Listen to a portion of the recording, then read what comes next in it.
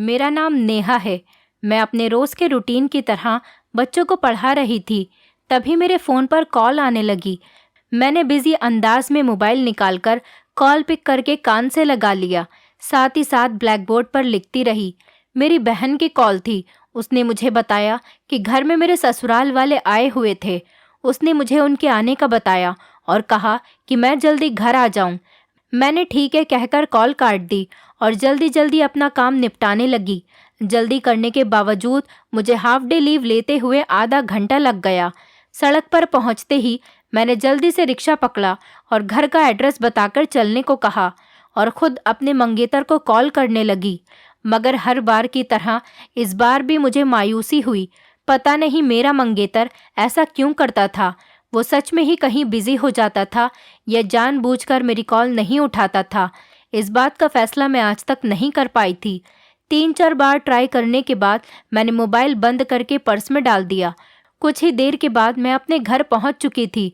मैं बहुत खुशी खुशी ड्राइंग रूम में गई, मगर अगले ही पल मेरी सारी खुशी उड़नछू हो गई थी। अब खुशी की जगह मायूसी ने ही ले ली थी। ज़बरदस्ती मुस्कुराते हुए और सलाम करते हुए अंदर गई और फेक मुस्कुराहट के साथ जाकर अपनी सास के पास बैठ गई। मेरा मंगेतर आज भी नहीं आया था। न जाने उसे तंग करके क्या मिलता था। उसका ये बिना वजह का एटीट्यूड मेरी समझ के बाहर होता जा रहा था। ना तो वो कभी कॉल पर बात करता था, ना ही वो कभी मुझसे मिलने आता था। लड़की होने के बावजूद भी मैं उसे अपनी तरफ से कई बार बुला चुकी थी, मगर वो था कि उसे तो कोई परवाह ही नहीं थी। एक तरफ उसकी माँ और बहनें कहती थी कि वो मुझसे बहुत मोहब्बत करता है, लेकिन मुझे तो आज तक ऐसी कोई बात नज़र नहीं आई थी कि जिससे मैं मान लेती कि वो मुझसे मोहब्बत करता है। मैं ये सोचकर अपने दिल को तसल्ली देती थी कि हो सकता है वो शादी के बाद वाली मोहब्बत को अहमियत देता हो, और आज भी मैंने यही सोचकर खुद को तसल्ली दी थी। मेरे ससुराल वाले मम्मी से मेरी शादी की तारीख लेने आए थे। मुझे सुनकर बहुत खुशी हुई थी।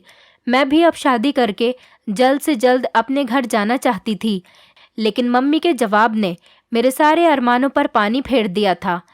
मम्मी ने उनसे कहा कि अभी हमारी शादी की तैयारियां मुकम्मल नहीं है, इसलिए अभी कोई तारीख नहीं दे सकती।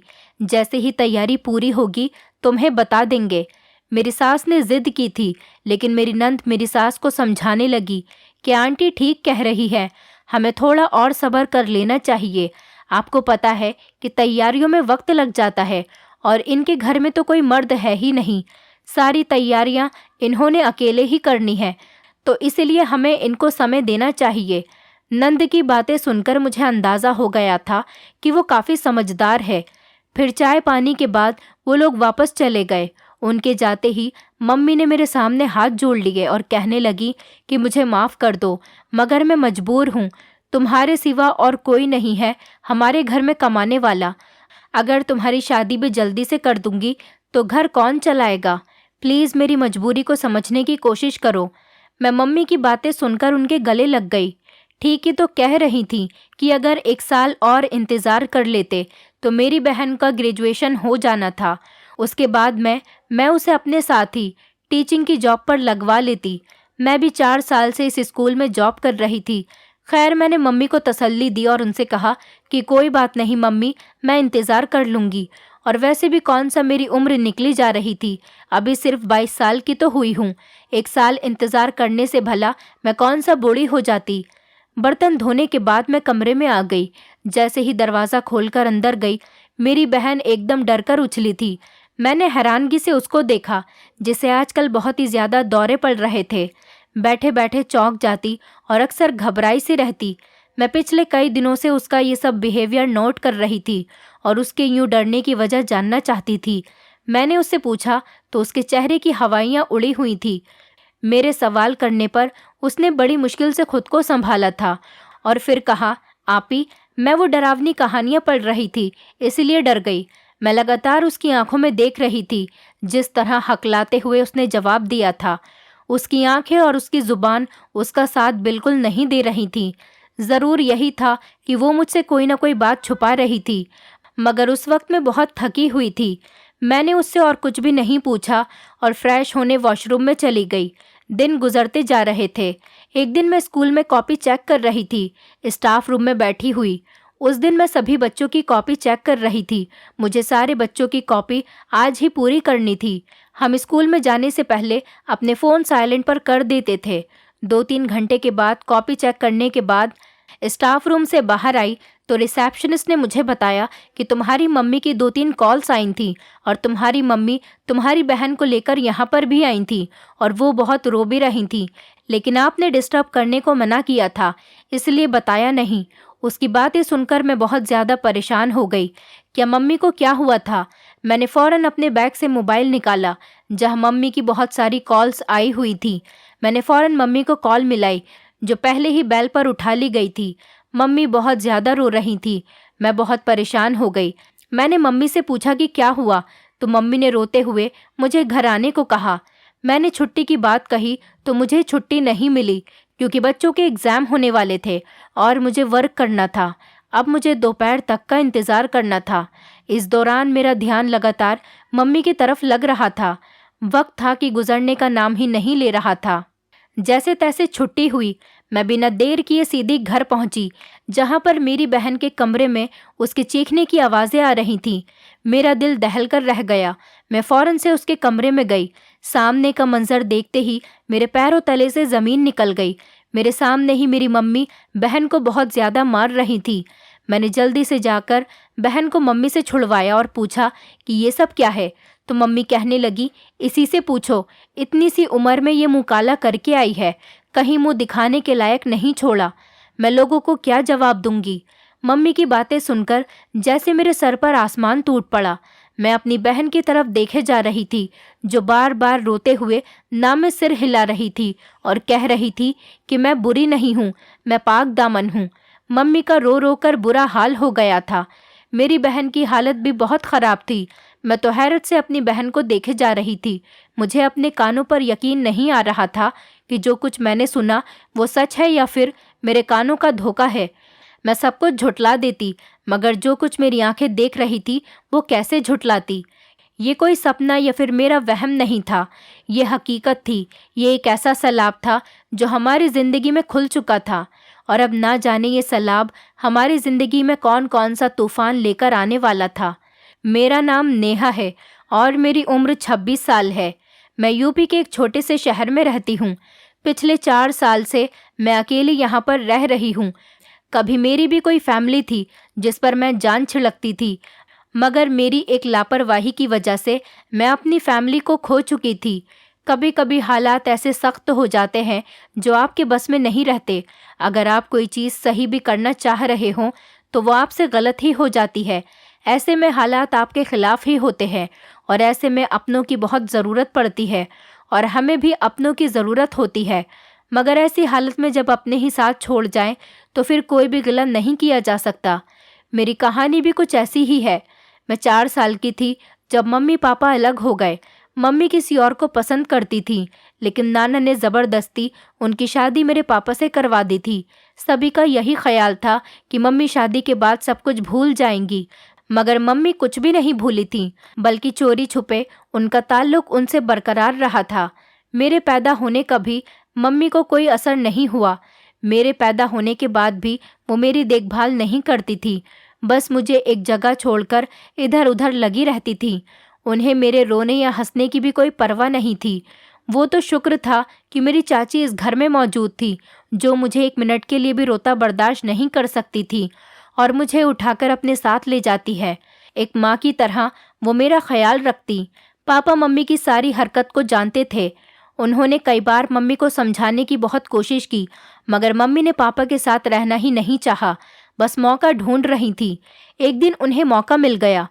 उसी रात पापा किसी ज़रूरी काम में फंस गए और थोड़ी देर से घर वापस आए। तब मम्मी पापा के सामने खड़ी हो गई और चिल्लाकर पापा के ऊपर इल्ज़ाम लगाने लगी। पापा ने खुद पर बहुत कंट्रोल किया, मगर शायद अब समय ख़त्म हो चुका था। पापा की सारी बर्दाश्त अब जवाब दे गई थी। तभी पापा ने खड़े खड़े मम्मी को तलाक दे दी थी। मम्मी तो जैसे पहले से ही तैयार खड़ी थी। उन्होंने फ़ौरन अपना सामान पैक किया, उठाया और एकदम घर से चली गई। उन दोनों के इस फैसले से वो दोनों तो बहुत सुकून में आ गए थे, मगर वो नहीं जानते थे कि उनका ये फ़ैसला मेरी ज़िंदगी पर कितना बुरा असर डालेगा। मेरी सारी जिम्मेदारी चाची पर आ गई थी, जिसकी वजह से चाची की अपनी ज़िंदगी डिस्टर्ब हो रही थी। 3 साल के बाद पापा ने एक तलाकशुदा औरत से दूसरी शादी कर ली, जिसके पति ने शादी के 6 महीने बाद ही उसे तलाक दे दी थी। शुरू शुरू में उनके पास जाने से मुझे बहुत डर लगता था, क्योंकि मैंने स्कूल में जो स्टेप मदर के बारे में जो कुछ सुना था वो सब अच्छा नहीं था। मगर वो औरत बहुत समझदार और सुलझी हुई औरत थी। कुछ ही दिनों में उसने मेरे दिल में अपनी जगह बना ली थी और मैं उसे मम्मी बुलाने लगी थी। मेरी और मम्मी की अच्छी खासी बॉन्डिंग हो गई थी। चाचा अब शहर के बाहर रहते थे। उन्होंने चाची और बच्चों को भी अपने पास बुला लिया था। अब घर में सिर्फ मैं, मम्मी और पापा रहते थे। अगले साल ही मेरी छोटी बहन हुई थी। उसके आने से जैसे हमारी जिंदगी पूरी सी हो गई थी। सब कुछ हंसी खुशी गुजर रहा था। एक दिन हमारी जिंदगी में तूफान आया जो हमारा सब कुछ बहाकर ले गया। उस वक्त मेरी छोटी बहन सिर्फ 2 साल की थी और मैं 10 साल की, जब पापा को हार्ट अटैक हो गया। पापा मौके पर ही मर गए थे और हमारी जिंदगी को वीरान कर गए थे। सभी मेरी मम्मी को मनहूस और बुरे काम वाली कह रहे थे, जो पहले अपनी एक शादी ना निभा सकी और अब दूसरी शादी में अपने पति को ही खा गई। अब लोगों ने जीना मुश्किल कर दिया था। ऊपर से चाचा से भी कोई बात नहीं हो रही थी। आखिर मजबूरन मम्मी को वो घर बेचना पड़ा और हम लोग वहाँ से एक गांव चले गए। घर के पैसों से मम्मी ने छोटा सा मकान खरीद लिया और बाकी के पैसे अकाउंट में सेविंग के तौर पर डलवा दिए थे। मेरा एडमिशन यहीं के एक स्कूल में करवा दिया गया था। सेविंग से हमारा अच्छा खासा गुजारा हो रहा था। सेविंग्स के किए गए पैसों से सिर्फ 9 साल ही गुजरे थे। मम्मी को शायद अंदाज़ा था कि ये पैसे उतने ही चल पाएंगे, तभी वो साथ साथ लोगों के कपड़ों पर कढ़ाई करने लगी थी। मगर कढ़ाई के पैसों से कहाँ घर चलते हैं। मैं मम्मी को ये मजबूर देखती तो मुझे बहुत बुरा लगता। मैंने इंग्लिश से ग्रेजुएशन की और एक स्कूल में नौकरी की। मैं टीचिंग की जॉब करने लगी। इससे आगे की पढ़ाई मेरे बस के बाहर थी, तो इसीलिए मैंने पढ़ाई को छोड़ दिया। जबकि अपनी छोटी बहन हिना का एडमिशन मैंने एक प्राइवेट स्कूल में करवाया था। मेरी कोशिश थी कि जैसे मेरी माँ ने मुझे सगी माँ से बढ़कर प्यार दिया, तो अब मेरा ये फ़र्ज़ था कि मैं हिना को अच्छी पढ़ाई करवाती और उसे एक बेहतर मुकाम तक पहुँचाती। उन्होंने मुझे नौकरी करने से बहुत रोका, मगर 20,000 रुपये महीना सैलरी थी। अगर मैं उस समय मम्मी की बातों में आकर जॉब छोड़ देती तो इतनी अच्छी जॉब मुझे कहाँ मिलने वाली थी। फिर वक्त अपनी रफ्तार के साथ आगे बढ़ता गया और जब मैं 21 साल की हुई तो मेरा रिश्ता आया। छोटा सा ख़ानदान था। एक बहन का इकलौता भाई था। बहन की शादी हो गई थी। अब घर में उसके माता पिता और वो खुद ही था। वो उसी गली के पीछे रहते थे। अच्छा खासा खाते पीते लोग थे। मम्मी को रिश्ता अच्छा लगा तो मम्मी ने उनसे शादी के लिए 1 साल का वक्त मांगा और मेरी इंगेजमेंट कर दी। मेरा मंगेतर इंगेजमेंट में सिर्फ 10 मिनट के लिए ही आया था, फिर किसी ज़रूरी काम का कहकर चला गया था। मेरे नंद के ज़रिए हमारे नंबर भी एक्सचेंज हो गए थे, मगर मेरे मंगेतर ने मुझे खुद से कभी कॉल नहीं की। शुरू शुरू में मुझे ये बात ज़्यादा महसूस नहीं हुई थी, लेकिन अब मुझे मेरे मंगेतर का इग्नोर करना बहुत बुरा लगता था। मगर मैं बर्दाश्त कर जाती और कर भी क्या सकती थी। उन लोगों को दिया गया वक्त पूरा हो चुका था। वो लोग शादी की तारीख रखने आए थे और मम्मी ने कुछ समय और मांग लिया। इस पर मेरे मंगेतर ने कोई भी रिएक्ट नहीं किया था। मेरी बहन अब 9th क्लास में थी और 13 साल की थी। मैं और मम्मी उसका बहुत ख्याल रखते थे। उसकी हर ख्वाहिश को पूरा करते हैं। हमने उसे कभी किसी चीज़ की कमी महसूस नहीं होने दी। वो बहुत लाडली थी। मगर मैंने जो आज खबर सुनी थी, मुझे समझ में नहीं आ रहा था कि क्या रिएक्ट करूं। न जाने हमारी परवरिश में कहाँ कमी रह गई थी, हमसे कहाँ भूल हो गई थी जो उसने इतना बड़ा कदम उठा लिया। मम्मी ने मुझ पर जो धमाका किया था, बहुत देर तक मैं अपने होश में नहीं रही। मम्मी ने कहा कि जब हिना स्कूल से वापस आई तो उसकी तबीयत बहुत ख़राब थी। उसे चक्कर आ रहे थे, साथ में उसके पेट में भी दर्द था। तभी मम्मी ने मुझे कॉल की, लेकिन जब मुझसे कोई बात नहीं हुई तो मम्मी उसे लेकर अस्पताल आ गई। उसकी हालत देखकर डॉक्टर को कुछ शक हुआ तो उन्होंने उसके कुछ टेस्ट करवाए। टेस्ट की रिपोर्ट पॉजिटिव निकली तो डॉक्टर का शक सच में बदल गया। उसकी रिपोर्ट चीखकर मेरी 16 साल की बहन के माँ बनने की खबर सुना रही थी। मैंने बहुत मुश्किल से खुद पर कंट्रोल किया और अपनी बहन की तरफ गई ताकि उससे पूछ सकूं उसने ये हरकत क्यों की। उसने अपने किरदार पर इतना बड़ा दाग लगवा लिया और कैसे। अभी मेरा सवाल मुंह में ही था जब वो अपनी जगह से एक झटके में उठी और रोते हुए कहने लगी कि मैं बेकसूर हूँ, मैं पाक दामन हूँ। ये कहते ही वो भाग गई और दूसरे कमरे में चली गई। उसने कमरे को अंदर से बंद कर दिया। मैंने मम्मी को उठाया और उनको कमरे में ले गई। मम्मी किसी भी तरह से संभलने में नहीं आ रही थीं। सदमा बहुत ही बड़ा था।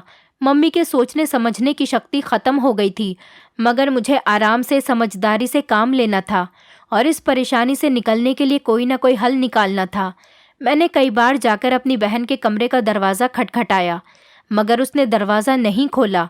मैं उससे पूछना चाहती थी कि उसके साथ किसने जुल्म किया, या फिर वो खुद ही। लेकिन एक इतनी छोटी बच्ची ऐसा कैसे कर सकती है, ये मेरी समझ से बाहर था। थक हार कर मैं अपने कमरे में आ गई। अगली सुबह मेरे उठने से पहले ही वो स्कूल जा चुकी थी। मैंने भी मम्मी को रिलैक्स रहने का बोला और स्कूल चली गई। पूरा दिन मेरा दिमाग खराब रहा। बदनामी का डर सर चढ़कर बोल रहा था। मैंने अपनी एक कलीग को मसला बताया तो उसने मुझसे कहा कि अभी शुरुआत है, तुम अपनी बहन का अबॉर्शन करवा दो। मैंने घर जाकर मम्मी से और बहन से बात की, मगर मेरी बहन एकदम अकड़ गई। वो किसी भी तौर पर ऐसा नहीं चाहती थी। उसे ना तो बदनामी का डर था और ना ही अपने किरदार पर लगे दाग का, बल्कि बहुत सुकून से बैठी थी, जैसे कुछ हुआ ही ना हो। मगर मैं सुकून से नहीं थी। अगर मेरे ससुराल वालों को इस चीज़ की भनक भी पड़ जाती तो वो रिश्ता ख़त्म करने के लिए सेकंड की भी देर न लगाते। मुझे कुछ भी करके इस झंझट को ख़त्म करना था, क्योंकि ये सिवाय हमारे लिए बदनामी के कुछ नहीं था। जितना इस मामले को बढ़ाया जाता उतना ही हमारे लिए मुश्किलें पैदा होती, क्योंकि मेरी बहन की तबीयत गिरती चली जा रही थी। उसकी बदलती पीली रंगत किसी को भी शक में डाल सकती थी।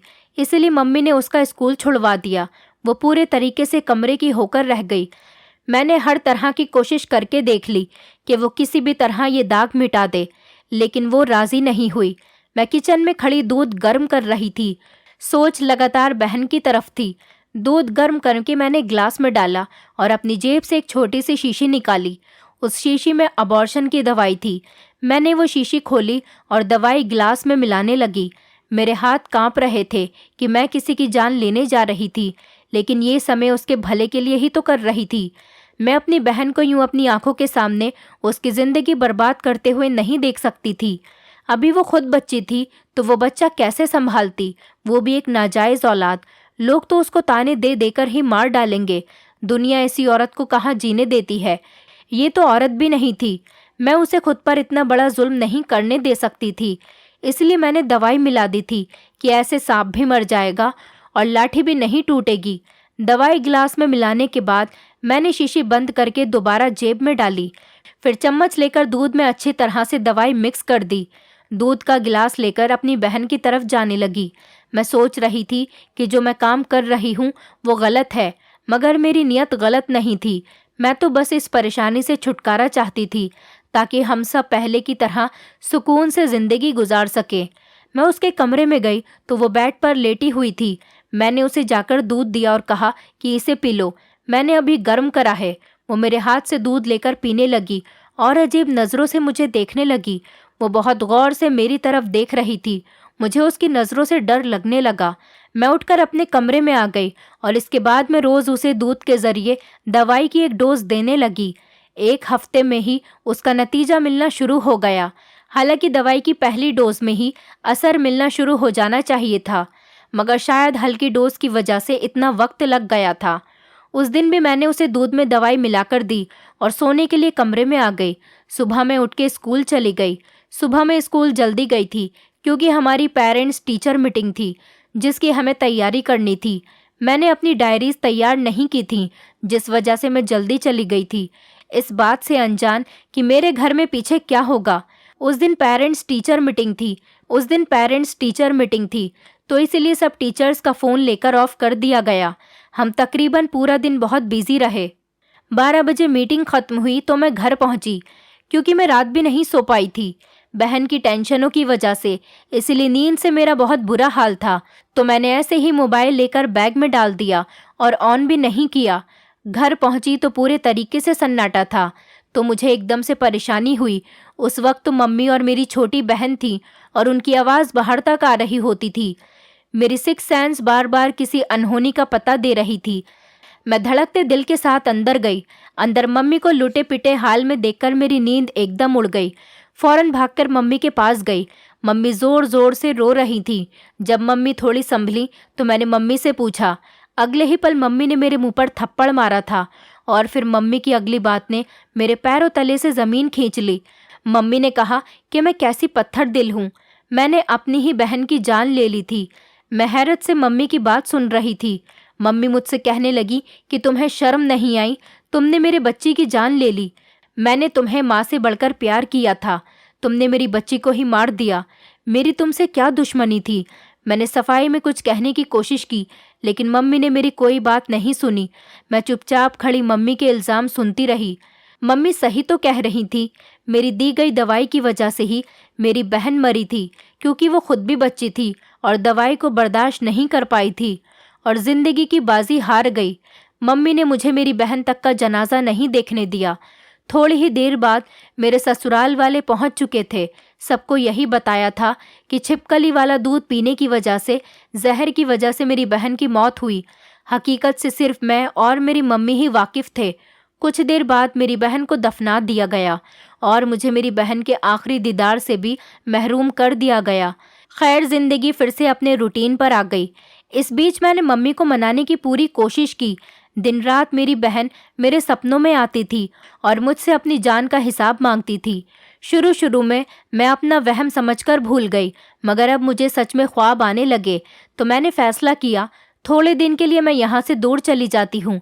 जगह की चेंजिंग से मम्मी भी अपने आप को थोड़ी सही महसूस करेंगी। मैं उन सपनों की वजह से एक पल भी नहीं सो पाती थी। जाग जाग कर मेरी तबीयत खराब हो गई थी। हो सकता था कि जगह की चेंजिंग से सेहत पर अच्छा असर पड़ता।